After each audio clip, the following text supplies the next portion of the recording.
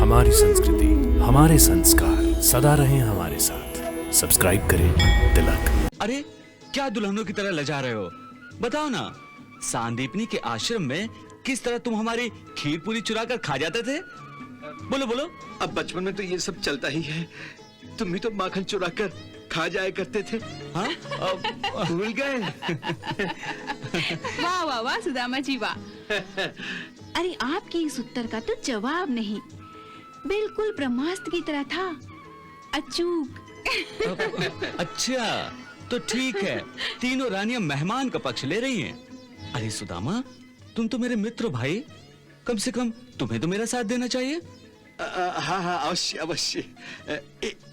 एक चोर दूसरे चोर का साथ नहीं देगा तो क्या करेगा? क्यों देवी हो?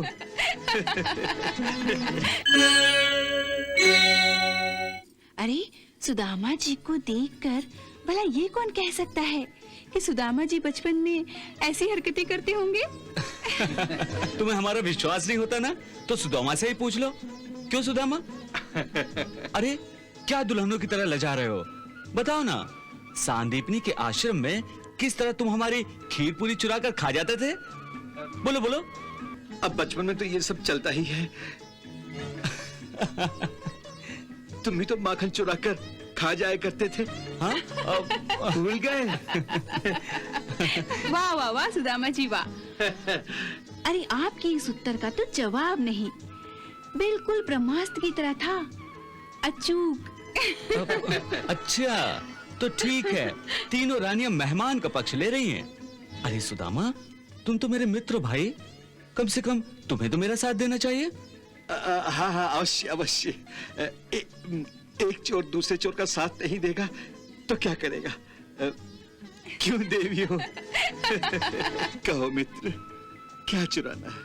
माखन या खीर या फिर वो चने जो गुरु माता ने दिए थे? ये चने अपने साथ ले जाओ। देखो, मैं आधे आधे तुम दोनों के पल्लू में बांध देती हूँ। मेरा पल्लू तो फटा हुआ है, ये सारे आप इसी के पल्लू में बांध दीजिए, मैं इससे आधे ले लूंगा। अच्छी बात है, अच्छी बात है। लो।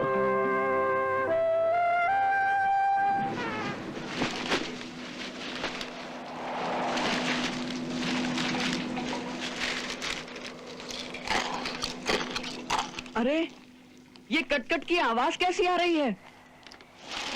कुछ खा रहे हो क्या? नहीं, ये तो सर्दी के मारे मेरे दांत कटकटा रहे हैं। अच्छा, बहुत सर्दी लग रही है क्या? हाँ, सारा शरीर भीग गया है। सुना है कुछ खाने से शरीर में गर्मी आ जाती है। तो लाओ वो चने जो गुरु माता ने दिए थे, दोनों बांट के खा लेते हैं। वो तो पेड़ पर चढ़ते समय डालियों की रगड़ से गीले पल्लू की गांठ खुल गई थी, जिससे सारे चने नीचे कीचड़ में गिर गए। ये तो बहुत बुरा हुआ, क्योंकि तुम्हें तो भूख बहुत जल्दी लग जाती है ना। तो आप क्या करोगे? क्या करूंगा? आज तो ब्राह्मण भूखा ही रहेगा। कृष्ण के होते उसका मित्र भूखा कैसे रह जाएगा?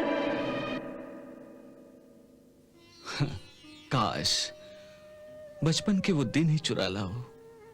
काश वो दिन सचमुच ही चुरा सकता। बचपन तो बचपन ही होता है, न कोई छल न कोई कपट। जो मुंह में आया कह दिया, जो मन में आया कर दिया। कभी पेड़ पर चढ़ गए, कभी नदी में कूद गए। ऊंच नीच का भेदभाव तो कभी मन में आया ही नहीं।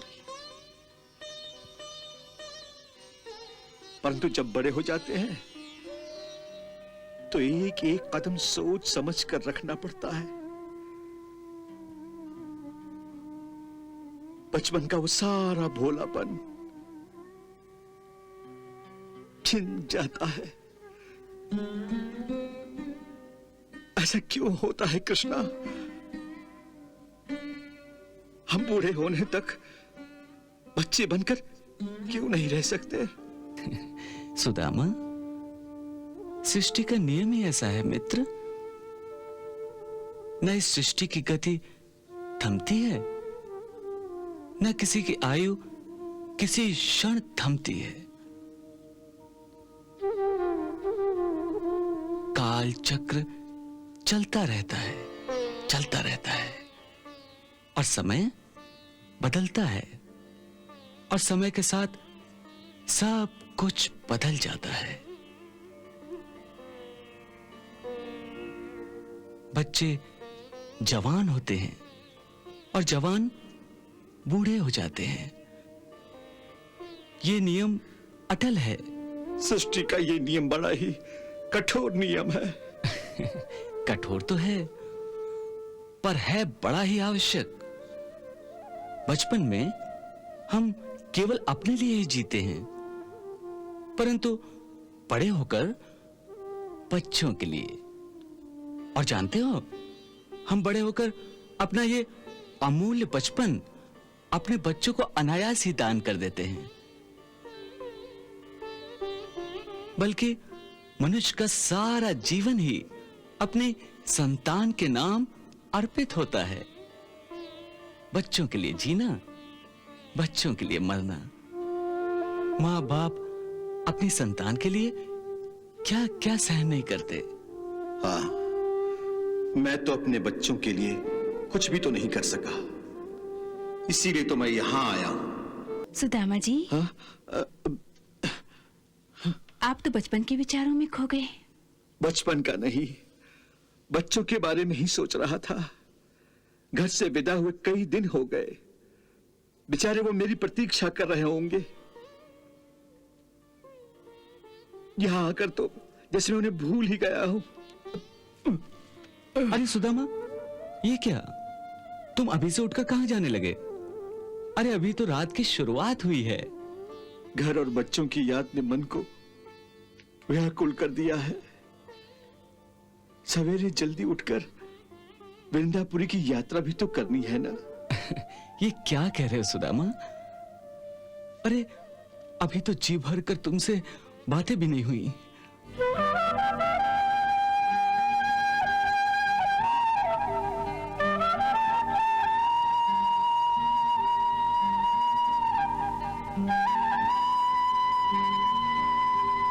क्या बात है प्रभु, आज आप फिर से उदास धुन बजा रहे हैं। सुदामा के दुख तो अब दूर हो चुके हैं, इसलिए अब तो आपको प्रसन्न होना चाहिए। दुख तो होगा ही देवी। अब अपने मित्र से बिछड़ने का समय जो आ रहा है। पर अच्छी बात यह है कि सुदामा के दुख के दिन अब बीत गए। भगवान, सुदामा के दुखों का कारण कहीं वो चोरी तो नहीं जो उन्होंने बचपन में की थी? चने चुराए थे, खीर चुराई थी। कहीं आप उन्हें उसे चोरी का दंड तो नहीं दे रहे? नहीं देवी, मैं किसी को दंड नहीं देता। मैं तो अपने भक्तों को मुक्ति देता हूं। कर्म और भोग अनिवार्य है। कर्म का विधान ऐसा है कि जो जैसा करेगा वो वैसा भरेगा। यदि कोई बबूल का पेड़ लगाएगा तो उसे कांटे ही मिलेंगे, क्योंकि बबूल पर शूल ही उगते हैं, फूल नहीं खिल सकते। कर्म के इस विधान और सृष्टि के इस नियम को मैं नहीं बदल सकता। ऐसा करने से विधि, विधान और विधाता तीनों संकट में आ जाएंगे। इसलिए देवी, हर किसी की तरह सुदामा को भी अपने कर्मों का फल भोगना था। बस अच्छी बात यह है कि अब सुदामा के भाग्य में शूल नहीं, फूल ही फूल हैं।